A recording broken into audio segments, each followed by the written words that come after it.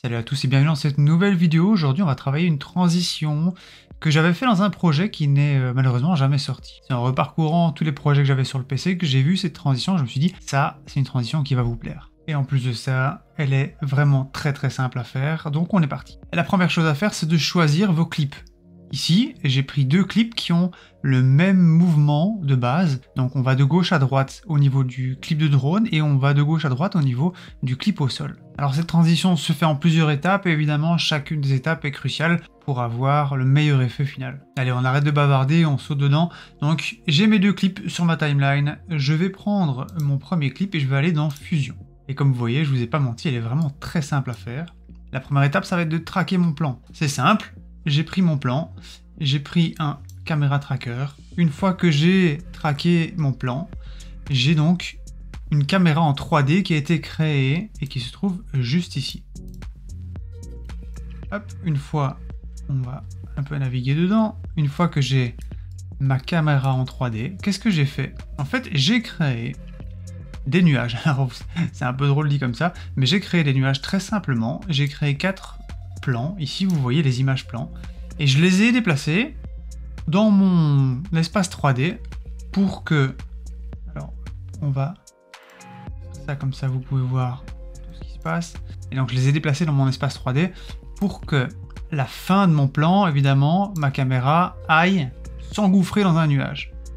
Mais les autres ont été placés de manière naturelle pour que ça semble être cohérent. J'en ai placé, vous voyez, ils sont placés donc au niveau...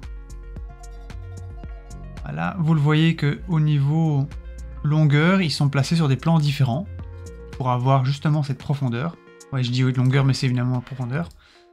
Et ici, évidemment, donc on a un placement qui semble naturel, justement pour avoir un meilleur effet. De cette façon, j'ai vraiment créé quelque chose qui ressemble à des nuages et on pourrait se dire, de prime abord, évidemment, le drone vole dans les nuages. Comme j'ai fait en sorte, vous voyez ici la ligne de ma caméra, j'ai fait en sorte que ma caméra termine dans un nuage, eh bien, il y a un fondu au blanc qui se fait. Et alors, une chose importante, alors ici j'en ai créé 4, vous pouvez évidemment créer plusieurs nuages. Ces nuages sont en 2D, on le voit, hein, c'est des plans en 2D. Mais pourquoi est-ce que quand on regarde la vidéo, on a l'impression qu'ils sont en 3D? Simplement parce que comme ils sont juste à poser les uns aux autres, ça crée un petit parallaxe. Et donc ça vend l'effet 3D. Donc ça, c'est des choses à retenir.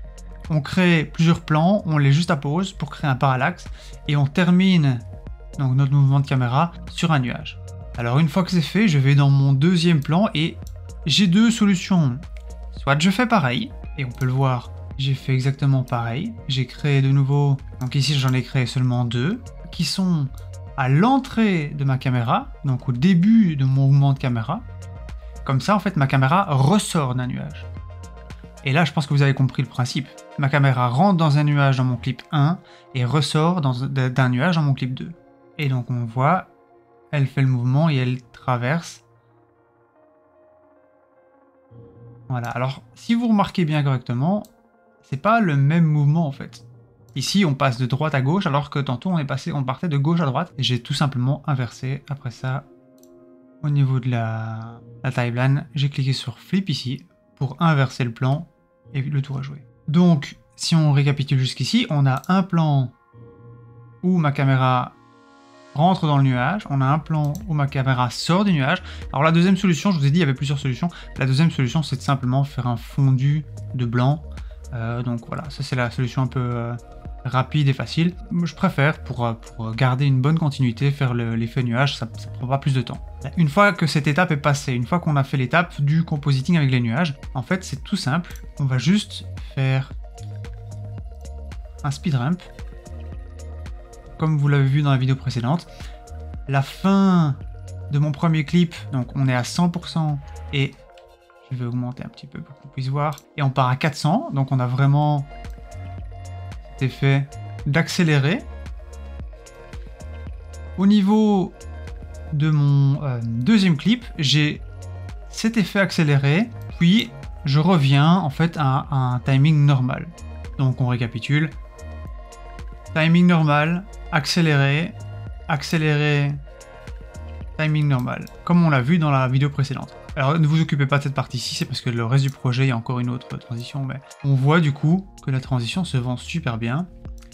Ici, on voit que le clip est à 25, mais c'est un clip qui a été tourné à 25 images, donc j'ai utilisé évidemment le speed warp pour justement garder cet effet ralenti.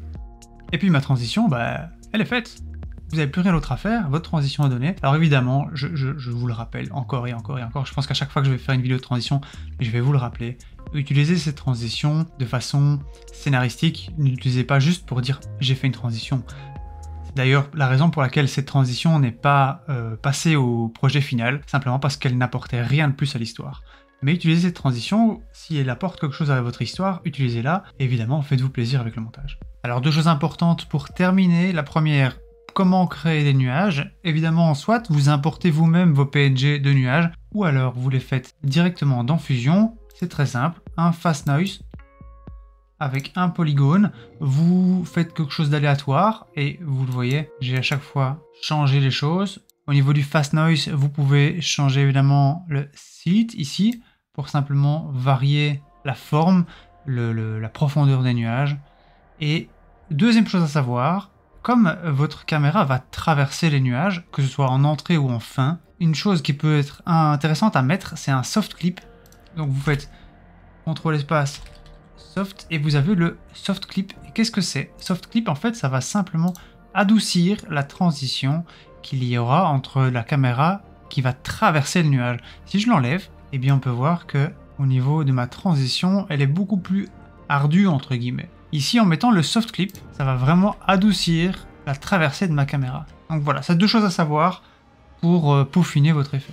J'en ai fini pour aujourd'hui, j'espère que la vidéo vous a plu. Si c'est le cas, n'hésitez pas, punchez le like, comme ça aide YouTube et ça aide les autres à voir cette vidéo. Si jamais vous avez des questions au niveau de la vidéo ici, n'hésitez pas à les mettre en commentaire. Si vous avez d'autres idées, n'hésitez pas à les mettre en commentaire également. Et on se retrouve bientôt dans une autre vidéo.